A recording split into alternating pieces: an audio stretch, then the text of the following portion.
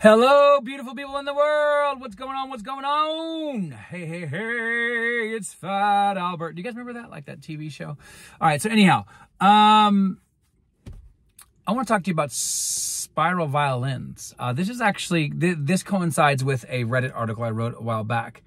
But it has to do not only with Neville's work, but the kind of like beautiful imagery that the Hebrew language paints pictures with, and a little bit of the Kabbalah as well, and mysticism, but also trying to understand what these symbols mean and how they can make you better, like at your manifesting, okay? So the spiral violin, actually comes from two different things. One is the Kabbalah understanding of the shape of the spiral, okay? Now, actually, David refers to a spiral. And now in Neville's work, he talks about a spiral. But what is it referring to? Well, I'm going to get into that. But let's talk about the violin first, okay? And so this is how to become better at manifesting. That's really what this is about. These are two different techniques that actually combine together to make you awesome. So, the violin. Neville basically really says that using the imagination is like an instrument. He starts out in one particular lecture about talking about a piano, and then it leads into talking about a violin. Both of these are obviously metaphors for the idea of somebody who walks up to an instrument and doesn't know anything about it and has to just first learn it by playing it.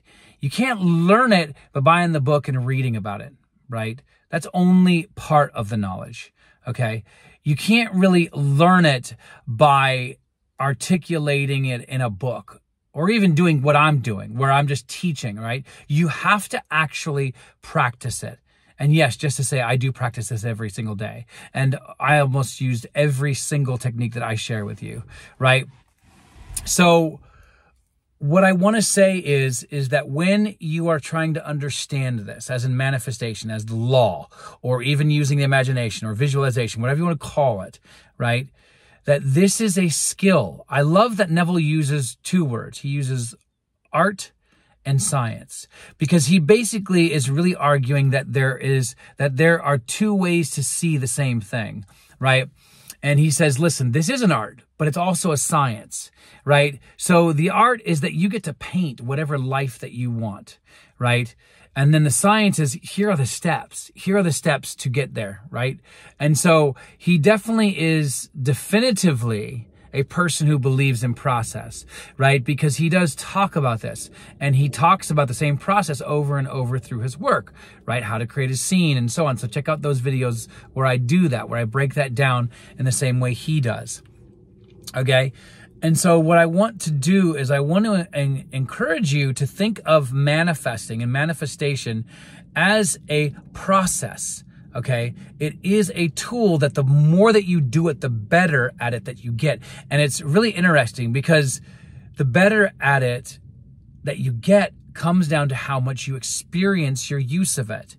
But then also the law itself is experiencing it, right? So Neville actually takes the verse of, be not just hearers of the word, but be doers. And the hearing is just, hey, I hear it. It's a cool concept. Might try to throw in a few affirmations here and there. But then doing is actually the imaginational work. You're creating the scenes. You're going in. You're living there. This is you now, right? You're embodying it, okay? And again, I differ from many other manifestation coaches because I actually argue that you also should embody it in the 3D as well as embodying it here, because there's a lot of psychology that shows that when we create a relationship between the conscious and the subconscious mind, that it actually ironically manifests faster, right? So obviously they don't say manifest, by the way. It just means that we actually go into the state or the identity quicker, right? So what you want to do is you first want to see this as an instrument that you need to tune, an instrument that you need to play, an instrument that the only way in which you can get better at is by playing it more and more and more and more and more and more, which another way of saying that is you've got to create opportunities for you to experience the power of being a manifester. Okay, so again, what would that look like? Well, let's say you wake up and you don't leave your bed until you go throughout your whole day. Okay, this is something that Joseph Goddard would do, right? He would literally plan out his whole day, from getting out of bed to going back to bed, right, at night. And if he had a conversation that day, he would imagine it went the best, okay? And if he wanted something manifested that day, then he would imagine it was manifested, okay? And so you do this every day. And then you don't drop off to sleep at night until you revise your whole day backwards. And that's Neville's technique, right? You use the technique of going backwards. So, all right, imagine you're going back out of bed, you're brushing your teeth at bedtime, you ate dinner, it was great, and so on and so forth, okay? So that is really what this is about. And then you learn to revise in the moment. Okay, and you revise conversations that you don't want to be hearing by revising what you would hear. And if it's a friend talking bad about themselves, so you are actually revise it and hear them talking good about themselves and being successful, right? And so notice that this is changing the way that your brain has been trained as a child, okay? Because there are some beliefs, right, that yes, the brain is dynamic. The brain is always working. The brain is moving. The brain is always interpreting. But Neville is actually trying to get us to the point where we're not allowing those processes to tell us what we should and shouldn't be doing, where we go and what to think and how to think about what we think about, right? But actually that we are the active creators and artisans of our own mental world, okay? So that's first and foremost. See manifestation as an instrument to be used every day, right? And that argue to yourself that, listen, the only way I'm going to get better at this is that I need to keep doing this, and I need to keep going, and I need to keep creating. And again, do small things, right? Use the list method from Joseph Alley that I've shared before, but also use scripting that I broke down as well, right? Use all these little techniques that I'm giving you, right, to be able to build a daily practice. Include meditation if you can, okay? But usually start with meditation. And I'm going to go through a daily routine in the next video, okay? But I'm giving you hacks right now so you can actually build out a beautiful day for yourself, okay? So what I would like to do is also move from talking about the violin and talk about the mystical symbol of the spiral that's explored in the Bible. I believe it's 2 Samuel. But basically what is being explored is this very powerful symbol of the spiral. And so in my research and in my 4-year course here in the Kabbalah, and also my Hebrew training, has brought me to the conclusion that the spiral is actually referring to something awesome that Neville talks about, which is going down to the potter's house. Okay? And so going down to the potter's house is obviously a story in scripture, and it's about going here. This is the potter's house, right?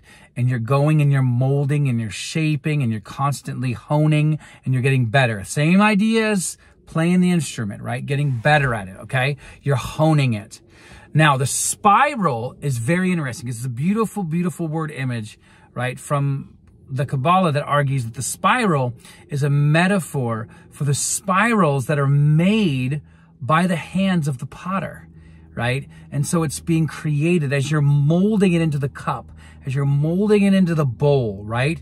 You're actually creating this kind of fractal of spirals, right? You're creating not just an image, you're honing in on this image. You're honing in on your skills.